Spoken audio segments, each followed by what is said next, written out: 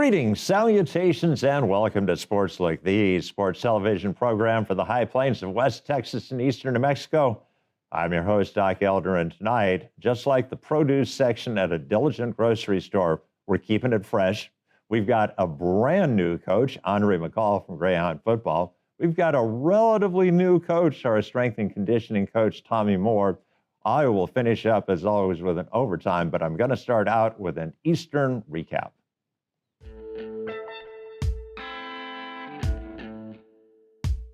Greyhound Rodeo had their best showing of the spring. The Greyhound ladies finished in third place at the Howard College Rodeo, and Madeline Shower finished second in go time. For Greyhound baseball, they tried their hardest, just came up a little bit short in 4 games against Texas A&M International. Greyhound softball lost a doubleheader to the University of Texas Permian Basin, but they swept a doubleheader against our bitter in-state arch rivals, Western New Mexico. So because we beat New Mexico Highlands and because we beat Western, we're the Division II champs of the state of New Mexico. Well, that is our Eastern recap, so we'll clear the set and we'll bring in Andre McCall right now.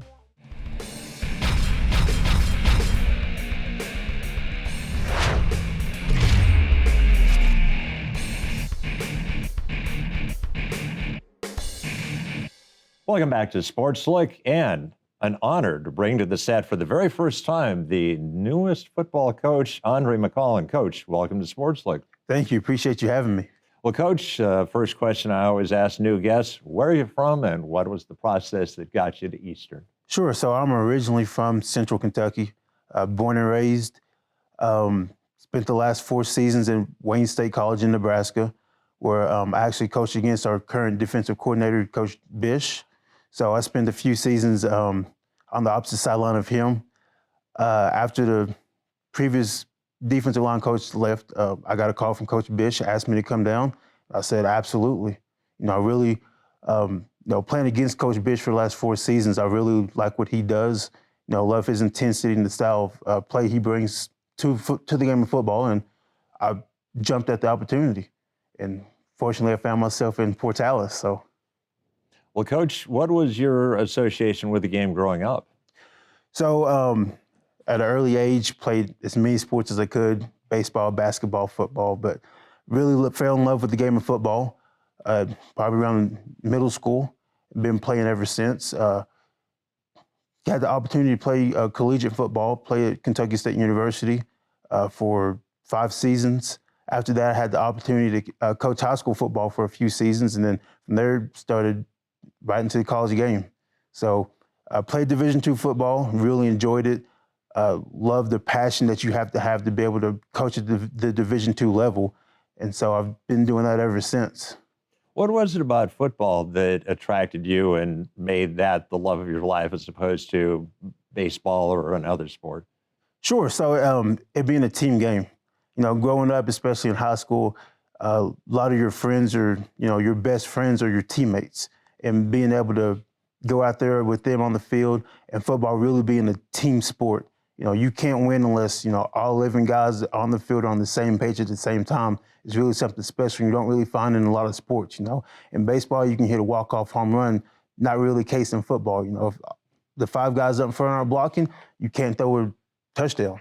It just doesn't happen. You don't get a sack unless the defensive back's recovering. So really the team element of the game, that aspect really appealed to me growing up, and that's really what, I fell in love with. Who were the influences on you that helped you to become the person and the player that you became? Sure, really, of course, family. My mom and my father was really supportive of me growing up, allowed me to play whatever I wanted to. Getting into school, coaches. Had a lot of coaches who were extremely helpful, were able to guide me through difficult points in my life. A lot of those men, really set the foundation for who I am as a person. So that's really a huge part of it. And at what point in your life did you decide that you wanted to be a coach? When I was in college, being an offensive lineman, had a couple injuries. So I spent a few seasons not playing. Spent that extra time I had in the coach's office just hanging out with coach, watching them game plan, watching them draw X's and O's on the board, listen to them recruit. And I really fell in love with that, something I felt when I graduated college, what did I want to do? I really wanted to stick close to sports. So really being around them in the office, it's something I felt, hey, if I have to do something for the rest of my life, what would it be? And that was it. Well, let me ask you, what was the biggest adjustment going from being on one side of the chalk line to being on the other side of the chalk line? Not being able to, get out and compete. When you're a player, if something's going bad, you have the ability to go out in the field and actually do something about it. Now, not so much even motivating, but hey, something's going wrong. How do we fix it? It's not just yelling or making a tackle anymore. It's, schematically, what are they doing that we need to, be able to defend against? Really, it goes from being the physical element of it to, as people say, it's like playing chess now. So that's really the really big difference, and something that also appeals to me, the X's and O's, the chessboard element of it. So. And what were your responsibilities at Wayne State? What are your responsibilities here? Sure. So had a lot of responsibilities at Wayne State. I was there for 4 years. Started off as a graduate assistant coaching running backs. Moved to the defensive side of the ball. Had a lot of responsibility there. I've done everything from social media coordinator to travel coordinator, make graphics all over Twitter, all the social media stuff. So really moving away from that and then being able to just focus on just the defensive line and making those guys better. In a perfect world, you'd like defensive linemen to be big, yes, to be fast, yes, to have great footwork and an incredible work attitude and ethic. If you had to pick one, what's the one thing that guys who are going to play for you are going to have? Work ethic. That's the one thing. If you height, like you said, height, weight, all that stuff is important. But if you have a guy who's willing to work and put in the time, put in the effort to, take his deficiencies and make them into strengths, if you can work hard enough to make your weakness a strength, then you're good enough to play. And that's really the most important thing to me. Talent only takes you so far. So as long as you're willing to work, then everything else will fall into place. Obviously, and we will point out to people that you haven't even been here a month. You're getting close to that month, but Yes, you haven't been here quite a month. So obviously there are things that you're still learning. But if you had to say the philosophy that the defense is going to have next fall, there are basically two ways. There's a read and react, and there is we're going to make things happen. We're going to dictate our defense and see how you adjust to it. What do you think the Greyhounds are going to do? Oh, we're going to come out and get after people. Absolutely. Like I said, I've coached against Coach Bish before, and that's what he's about, right? So our coaching staff has a lot of energy, and we're going to play that way. We come out every Saturday. What defense is not going to be on their heels. We're going to be attacking, see a lot of different things, and we're going to come out and just get after people, especially up front. It's attack, attack, attack. Assignment football, everyone has to do their job. Everyone has to do their 1/11th on the field. But at the same time, it's attack, relentless, just working your tail off every single snap. Well, obviously, the defensive coordinator was the person who gave you the phone call and made you aware of the fact that there was a job open. But at some point in time, you met the head guy, you met Ty Hyatt. And what was your first contact with him like? So when I first spoke to Coach Bish, he told me that, he put all of his faith in Coach Hyatt. He really believed in Coach Hyatt and what he was planning to do here at Eastern. And I took Coach Bish's word for it. And when I first met Coach Hyatt, everything that Coach Bish has said, I believed it 100%. He's a man of his word. He's going to show up every day and work just like everyone else is. And I believe he's a leader that, Eastern needs, and it's going to take us to where we want to go. In terms of the actual practices that you've been involved with, how much of it is individual skill work? How much of it is trying to put in team concepts? I'd say it's about 50-50. Even some of the individual stuff that we do has to be geared towards that overall philosophy of the defense. I'll say fortunately, kind of unfortunately, most of my guys aren't going to be on special teams, so we get a little bit more individual work than some of the skill guys do. So we still use that time to work individual stuff that's going to fit into the scheme. And what have you seen from practice? What is the most encouraging thing that you've seen from practices so far? We have a very, very skilled group of defensive linemen up front. I think that's the most encouraging thing. Have a lot of older guys who have been here for a while. They know how to work. They know how to work smart. They know how to work hard. And the best thing about having an older group is they can take those younger guys and pull them along with them. You know, show them the right way to work. You know, if you're supposed to be somewhere at 6 o'clock, you're there 20 minutes early, right? So that's the way those guys operate. And then my job is just to make sure I guide them in the right path.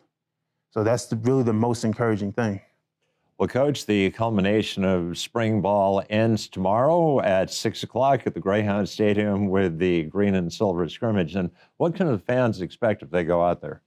I think they can expect a lot of big plays on defense, a lot of big plays on offense, right? We got a lot of guys who are really talented, a lot of older guys on the field. So hopefully they see a group of football players that's having fun, a team that's going to come together and work hard and put a product on the field that they're going to enjoy watching every Saturday. And how are the teams chosen?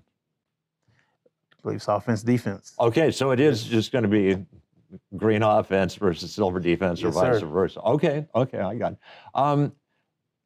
One wild card, one unknown is the fact that you're going to have more kids in fall practice than you do right now because you had a recruiting class coming in. And yes. So what do you know about the kids that are going to be coming in? I know they're really talented, right? We got a group of guys coming in who are really going to be able to help us. Fortunately, not all freshmen can play, and that works to a lot of guys' benefits.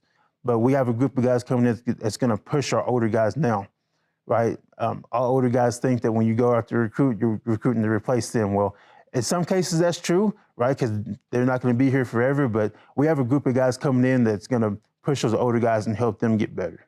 And of course, we need look no further than the defensive line and look at Mason Richards. And yes. There was a kid who came in and immediately started to play. So yes. You better be ready to play. Absolutely. And what's the offseason going to look like? Do you know if there are going to be any team camps? Are they going to do the 7-on-7 competition? Yes, we got a lot of team camps coming up, and it's going to be a busy summer, busy off season. As they say, football is a 24/7 sport and 365, and that's the truth. You never stop. You really never stop working. Maybe get Christmas off, New Year's, but other than that, coaches work every day of the year. Players work every day of the year. There's always room for improvement. So there's going to be a lot of camps, a lot of stuff in the off season. Well, Coach, congratulations on getting the job. Can't wait to see your product in action tomorrow. Thank you. All right. Well, that is going to wrap up our first interview segment. So what we'll do is we'll clear the set and we'll bring in Tommy Moore right now.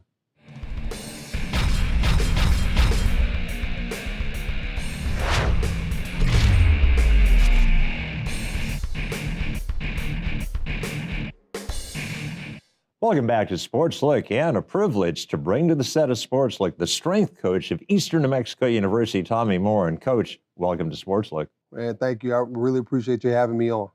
Coach, the first question we always ask new guests, where are you from, and what was the process that got you to Eastern New Mexico University? Gotcha. So I'm originally from Pinewood, South Carolina, about an hour from University of South Carolina, little small town, but like I say, it's home for me.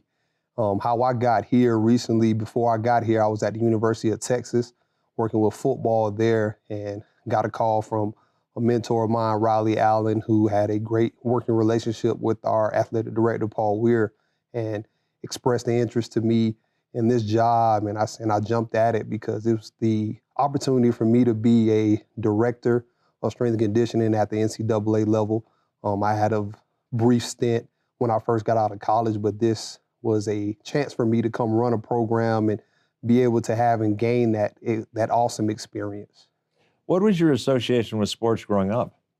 So I played football, basketball, My dad played baseball. I played that in rec league for a little bit, but I didn't continue that into middle school or high school. So Had to get your own identity. Yes, very much so. Love basketball well, I did that for conditioning kind of during the off season with football and stuff, and then worked with track a little bit as well. But football was always my number one sport.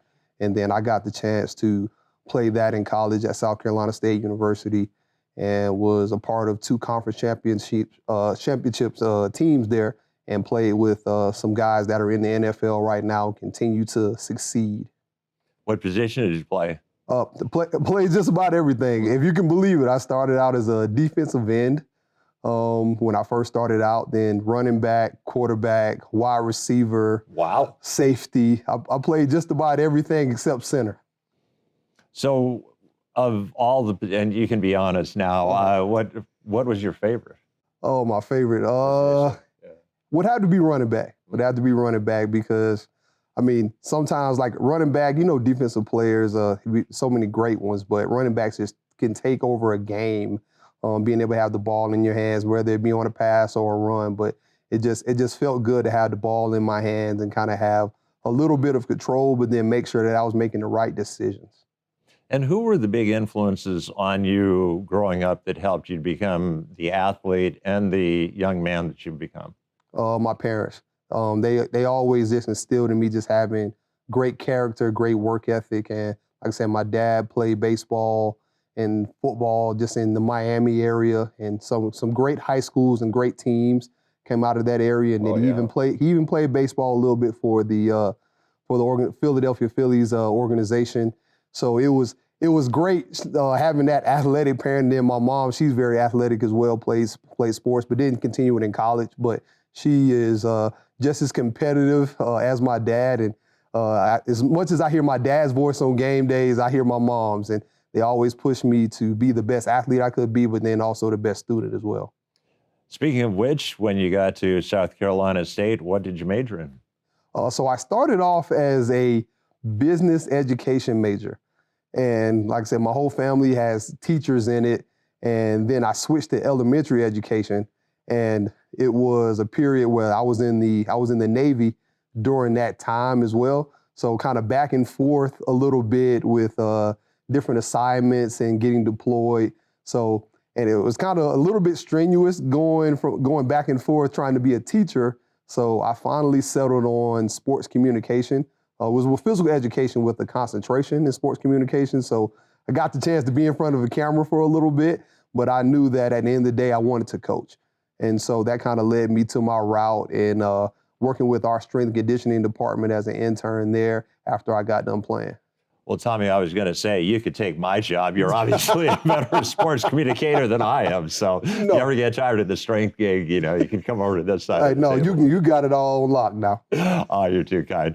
Well, I'm curious. I know that Charleston, South Carolina, for years was a naval center. Was it that attracted you to the Navy, or was it something else?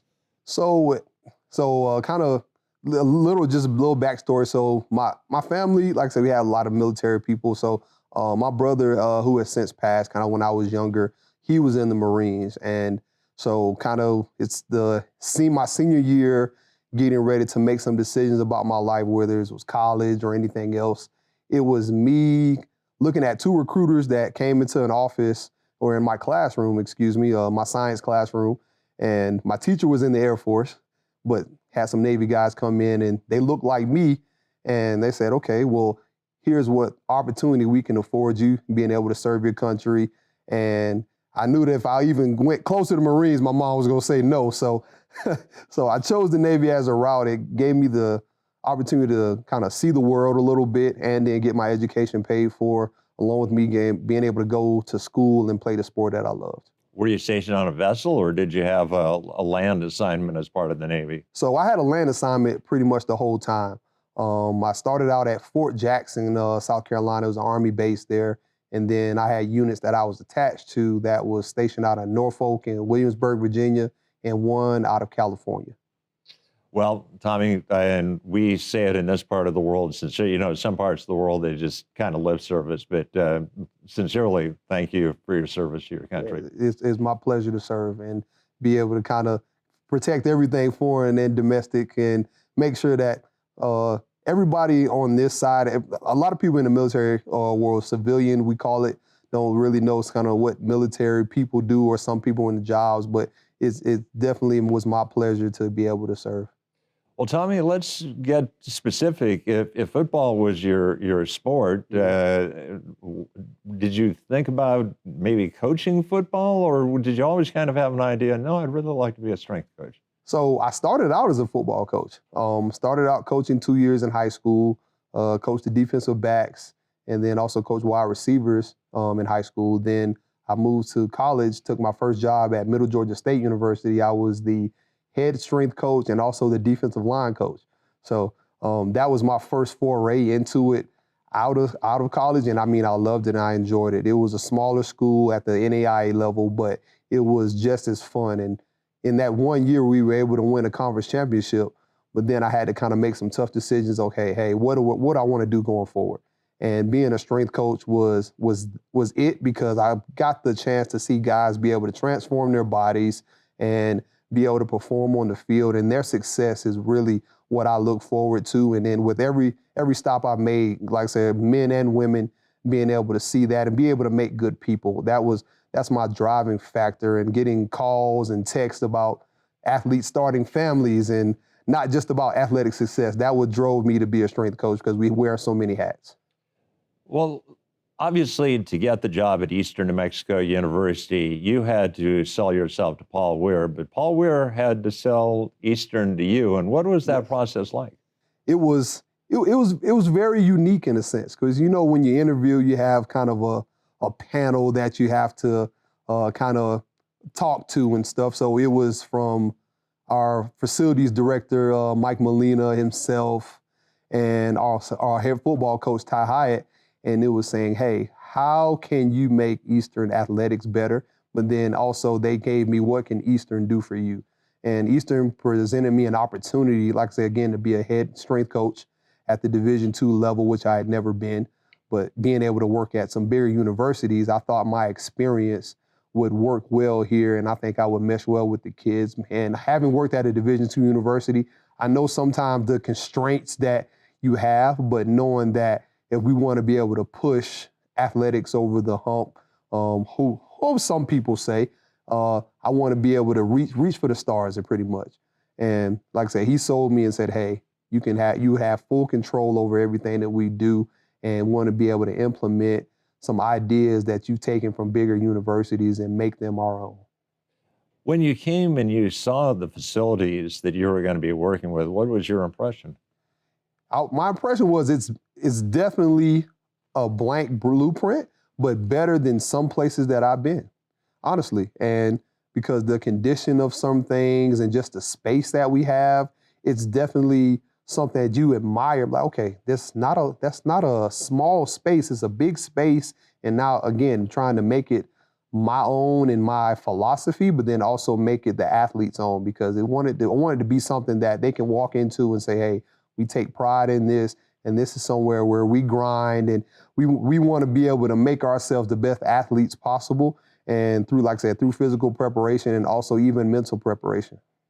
Tommy, it obviously varies from sport to sport. It varies from sex to sex, varies from whether they're a freshman or whether they're a senior. But do you look at an athlete and say, okay, this is what I can do for you if you're willing to put in, or is there kind of a standard, this is what we need to do? How much of it is individualized? I think a lot of it is individualized by the sport and just by the person, because you take a general overview of the sport and then you have meetings with coaches and you say, hey, this is what I want to accomplish. But then you have to kind of sit down with each individual athlete and say, hey, what are your goals? What do you want to achieve for yourself? Because at the end of the day, the team has a goal, but then everybody has an individual role within that team's success and being able to help them get to that. Because I can't coach everybody the same way. Everybody can't do the same thing. The basis of it may be the same, but the nuts and bolts of it may be a little bit different. For the people that are watching this program, I know I'm motivated. As soon as I get done with physical rehab, I'm looking you up and I'm going to get bigger, faster, stronger. Yes, But for people that are in Carlsbad or Hobbs and don't have the luxury of coming up and actually talking to you, if you had a word of advice to them about getting bigger, faster, stronger, what word of advice would you give the viewers? I would say to the viewers, don't be afraid to train like an athlete. Because no matter if you're playing a sport, you played it when you were younger, no matter what your age is, everybody is an athlete. And just physical movement itself is the best way to kind of better prepare yourself, like health-wise, and then for you to do certain things. Because a lot of people, they get out of college or they get done out of a job and may sit in the desk all the time. You have to get up and move around because you may want to play with the kids. You may want to have a cookout. You just want to be active. And no matter if that's doing a couple of push-ups or even walking around the block, just get active and get motivated, and also look to have a healthy lifestyle. Don't do diets, because diets you can start and stop. Lifestyles are something that you have for the rest of your life. Well, Tommy, pleasure to have you here at Eastern New Mexico University, and the best of luck getting our teams bigger and faster and stronger. Yes, sir. It's my pleasure. Thank you. All right. Well, that is going to wrap up the interview segment of Sportslook. So we'll clear this out, and I'll finish up with an overtime right now.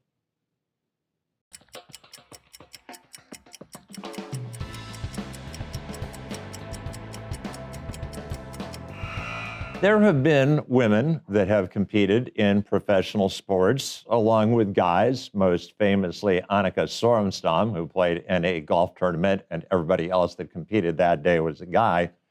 But there hasn't been a female that has beaten a field of guys, with one exception. There was one female in a sport that beat a whole field of guys. The young lady was Danica Patrick.